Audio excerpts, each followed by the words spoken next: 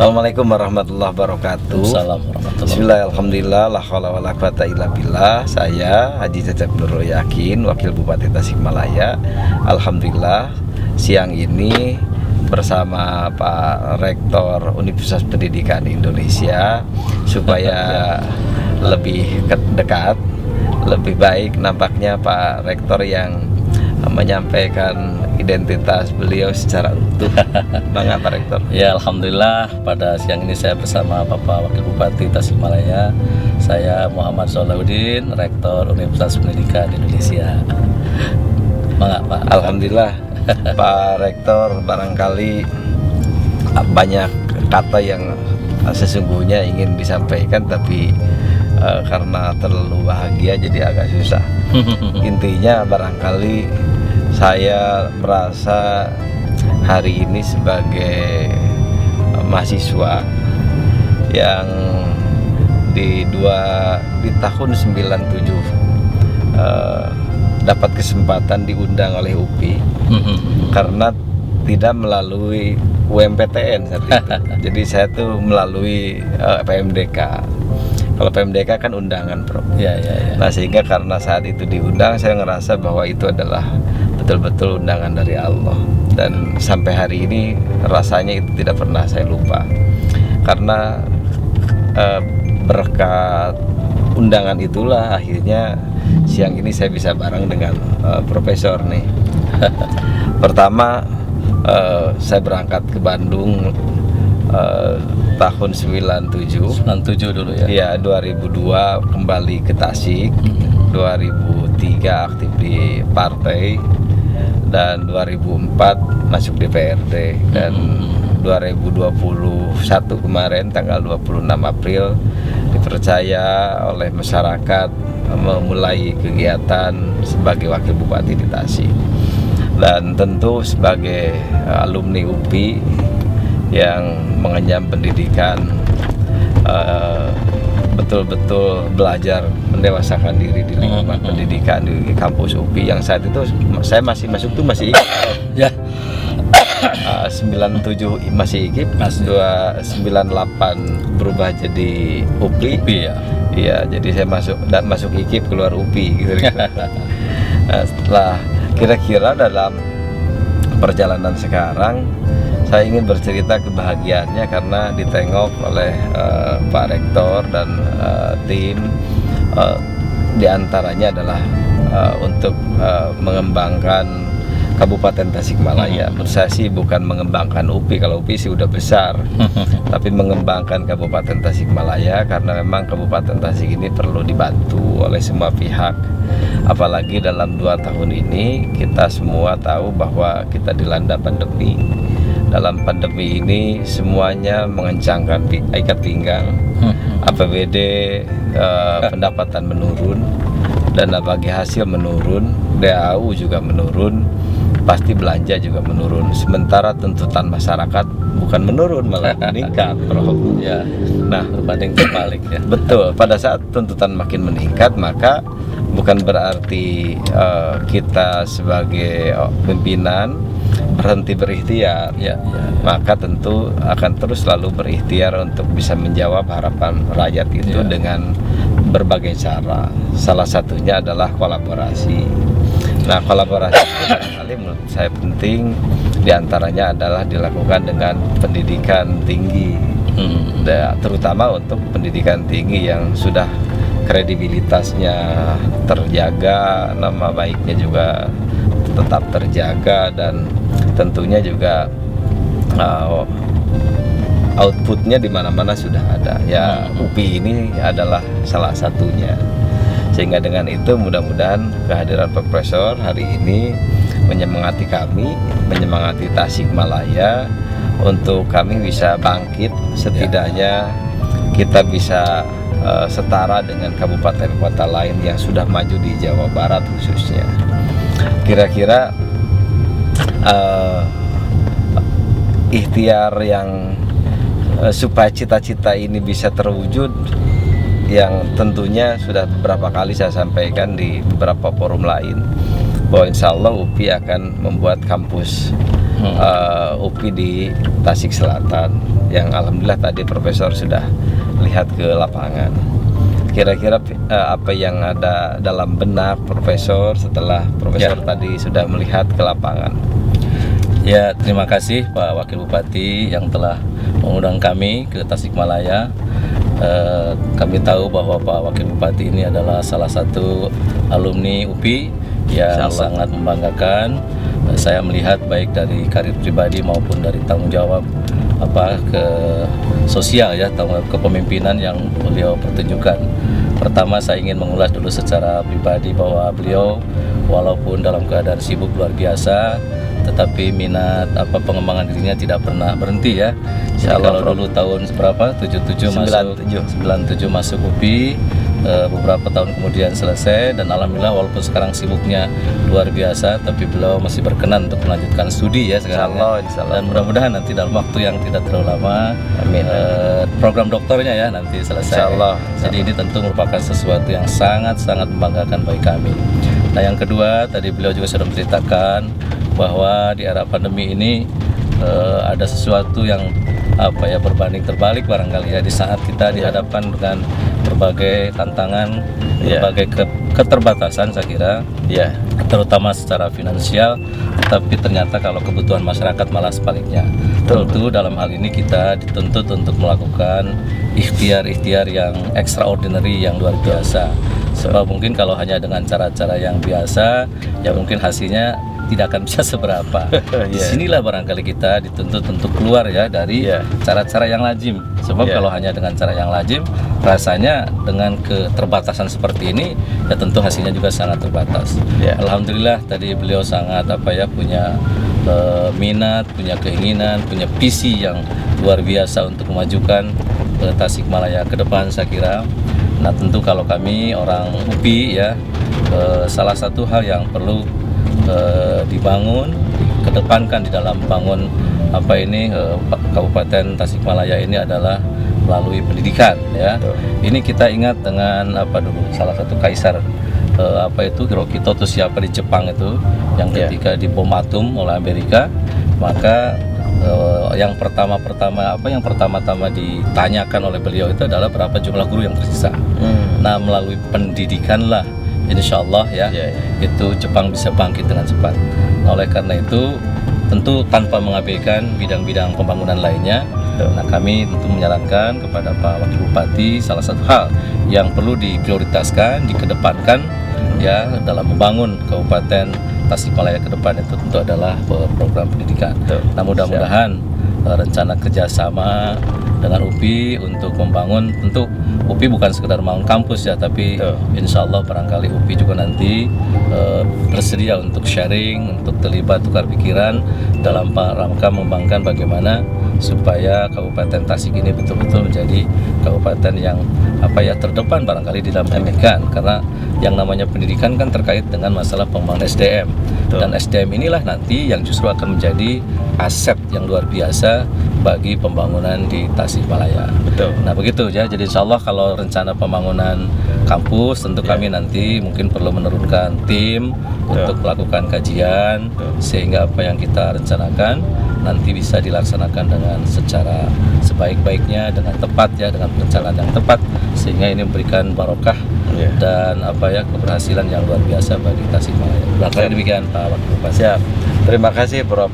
Alhamdulillah penjelasannya luar biasa, dan kami sangat bisa mencerna dengan baik apa yang tadi disampaikan Profesor. tentu dari yang tadi disampaikan bahwa perlu juga kami sampaikan bahwa kami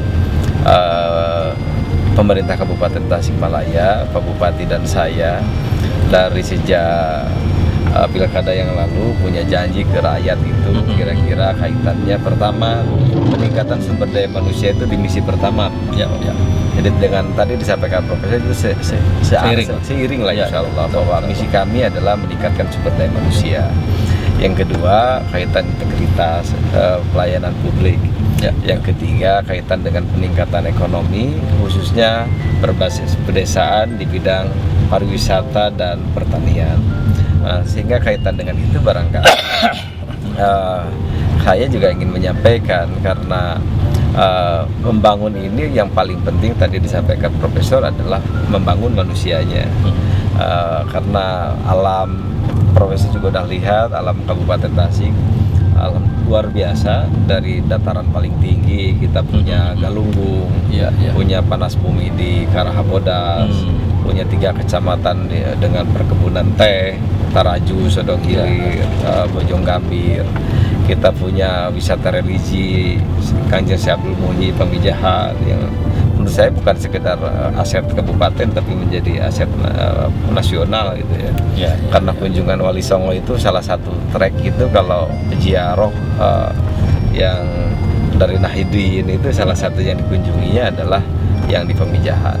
Nah, yang tidak kalah menariknya juga kami punya pantai dengan panjang 5,3 km. Nah, dan di situ sekarang sudah tumbuh secara mandiri-mandiri masyarakat membuat tambak-tambak. Maka ini juga menjadi PR buat kami. Kenapa menjadi PR-nya? Karena PR ini bukan sekedar pembenahan, tapi juga harus menyiapkan manusianya.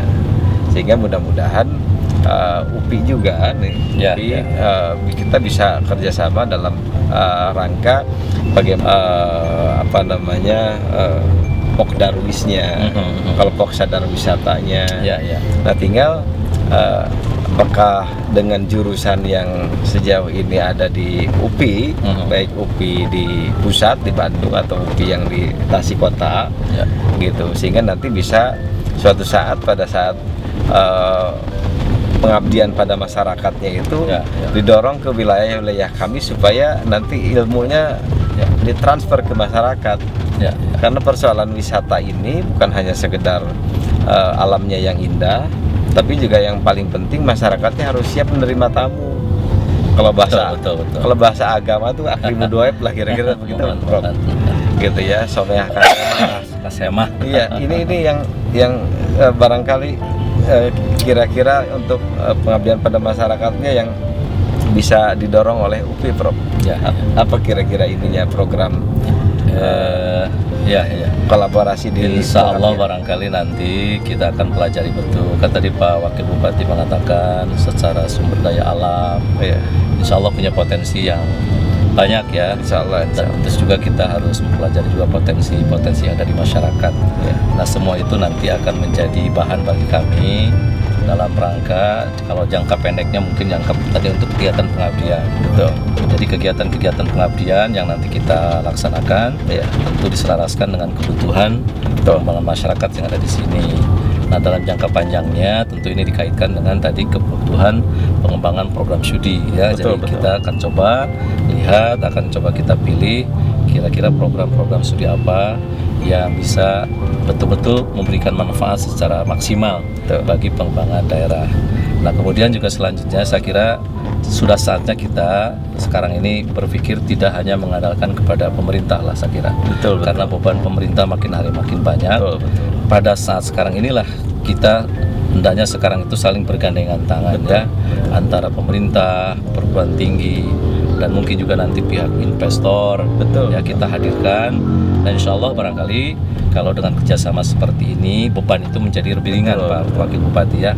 Jadi mungkin nanti pada saatnya saya juga akan mencoba menggandeng beberapa teman investor yang mungkin supaya berkenan berkunjung ke sini, mempelajari secara cermat gitu kira-kira potensi-potensi apa yang bisa dikembangkan di dalam pengembangan pembangunan di Kabupaten Tasikmalaya. Nah, ini kalau dibangun secara bersama, tidak lagi kita egois dengan ego sektoral masing-masing. Betul. Barangkali beban yang agak berat ini bisa dirasakan lebih ringan, nah gitu ya. Betul. Tapi kalau hanya mengandalkan kepada pemerintah ya gimana sekarang ini? Saya kira nggak mungkin lah di saat sekarang ini. Jadi pada saatnya kita menyatukan sekarang tenaga, menyatukan energi, berkolaborasi, bersinergi ya, untuk betul-betul mengembangkan masyarakat secara bersama. Insya Allah UPI akan menjadi bagian dari kerjasama semacam itu. Ya. Alhamdulillah Prof, luar biasa. Saya sampaikan sekali lagi terima kasih karena pemerintah daerah ini harus menurut saya sekarang nggak bisa jalan sendiri, Prof. Betul. Nggak bisa jalan sendiri, apalagi semua dokumen perencanaan pembangunan sekarang harus didukung oleh perencanaan teknis. Nah, perencanaan teknis ini sesungguhnya medannya, makomnya ini ada di pendidikan, ya, atau ada di kampus lah kira-kira begitu. Nah, sehingga kalau sekarang kita belanja tuh akhirnya menjadi mahal, Prof. Karena semuanya selalu serba bertumpu pada standar APBD. Mau membangun harus ada DED-nya. DED kan tidak murah, Prof.